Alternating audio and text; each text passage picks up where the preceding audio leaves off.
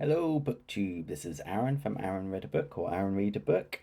Um, it's been a little while since I've done an update. I think like 9 days, which is quite a lot for me. Um, I started a new job this week, so I've been quite busy. So I felt like I haven't read a lot, but I've actually, because it's shortly September, I've got quite a lot in since I last updated.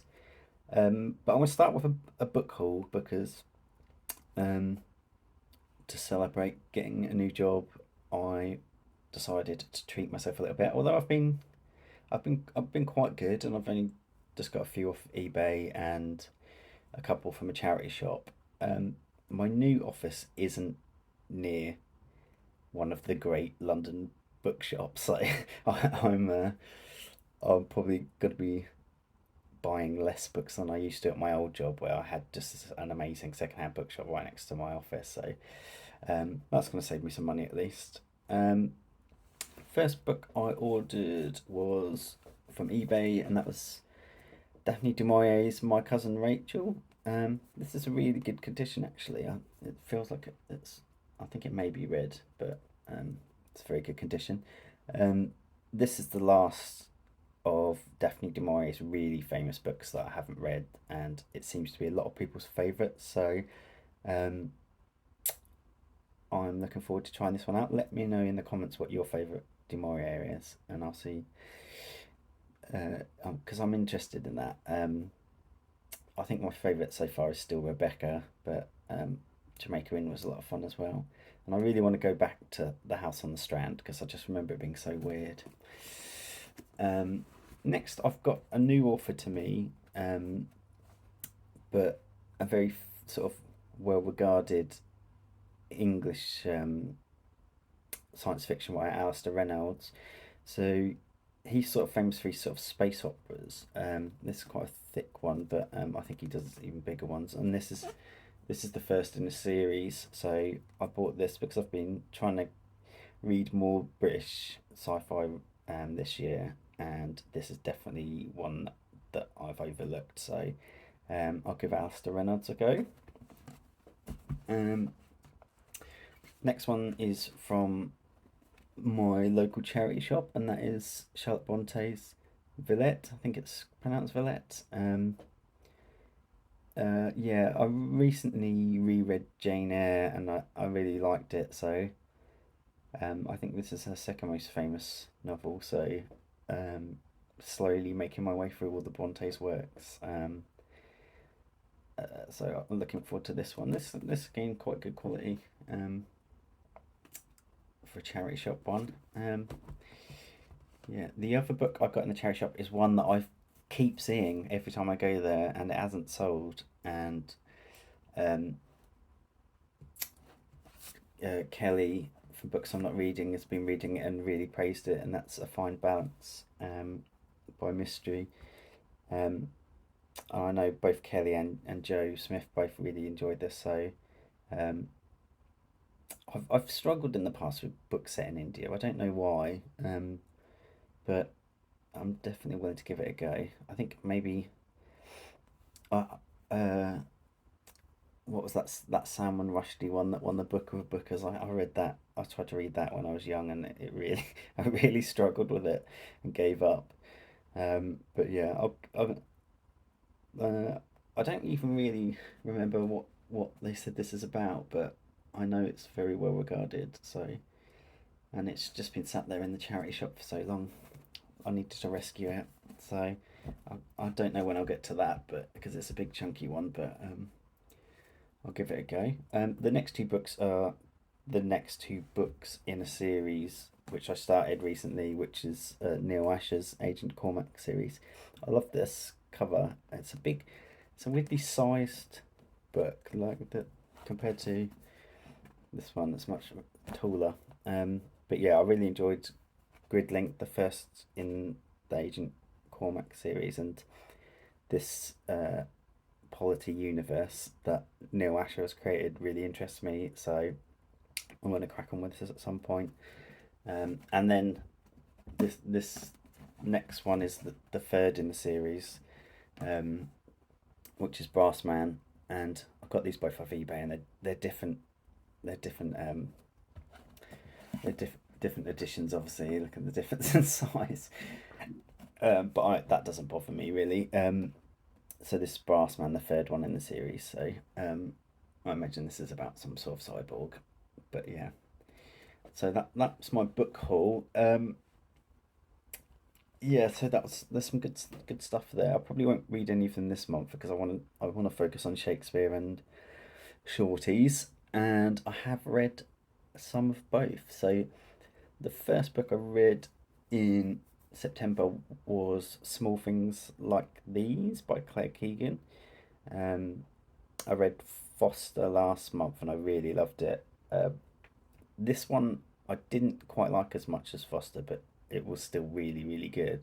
And it has the same hallmarks in that it's very sparse, short. Um, every sentence counts, and it's just beautifully written. Um, this one follows a sort of coal coal and timber merchant um, in Ireland. I think it's in. I don't know. Let me double check what year it was. It was 1985, so it's the 80s, and he's sort of going around the town. He is a young family, and he's going around the town as Christmas approaches, and he's making his deliveries and interacting with people. And you also get little bits of his upbringing interspersed in. He didn't know who his father was, and his mother um, sort of raised him in the home of her boss, who was a woman. So he comes across he makes deliveries to the nunnery. Oh, I don't know if that's the correct term, but there's a school and a nunnery where they take on young girls, and he finds a young girl sleeping in the coal shed, and he suspects she's been mistreated. So I won't go into any more detail than that because it's very short. But it touches on a thing I didn't know I'd not heard of actually, which is this big thing in Ireland that happened with the nuns, and was sort of a very bad mark on the Catholics. But yeah, again, it was the same as Foster. It was really amazingly emotional and touching for such a short work. And I definitely want to get. I think I'm not sure if she's got any more novellas, but I think she's got a lot of short stories. I'm definitely going to seek out the rest of her works because they're beautiful. Um, the next thing I read was also not super cheerful, which was Ethan Frome, um, by Edith Wharton. I'd read House of Mirth and really loved it. And Ethan Frome, again, I didn't like it as much as House of Mirth. Again, it was beautifully written, also very short. And this follows a man who he's sort of in an unhappy sort of marriage, or he's not very happy with his wife, and his wife's cousin comes to stay, um, and he immediately sort of starts to fall for her, with tragic consequences. You know it's going to be a tragedy because you meet Ethan Frome at the beginning of the novel, and then the narrator is a person who's staying in the town, and he gets lifts off Ethan Frome, and he's become physically disabled, and he's very quiet and won't talk about himself and stuff, and there's obviously a great tragedy there, and as the narrator gets stuck with him in a snowstorm and stays at his house and meets the other people who live in his house, he sort of slowly reveals the the story of even Frome's life, which is very tragic. It's one of those books where you feel, I feel so for all three of the people involved, the even Frome, the wife, and the the young servant, the girl, the cousin who's hired as a servant. It's very, very sad. But yeah, so don't read that one as like a cheerful Christmas book, but it was really good. And like Edith Wharton's writing so great. I would read any story she wrote, so I'm definitely gonna continue on with her stuff as well. Um, I've got The Age of Innocence as well, so I'll give that one a go. Um, the third book I read was a bit more cheerful, uh, and that was Arthur Conan Doyle's The Lost World.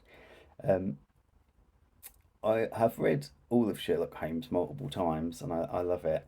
And I know there's a sort of thing that Arthur Conan Doyle didn't like Sherlock Holmes and was annoyed that everyone thought that was his best work.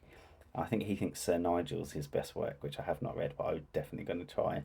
Um, but this is not a Sir Nigel book. The Lost World is a Professor Challenger book. So this is a story of a man who it's set from the perspective of a young newspaper journalist, and he sent he wants an adventurous story because his girlfriend basically, or the girl he's dating, is saying she wants to marry a great adventurer and she turns him down.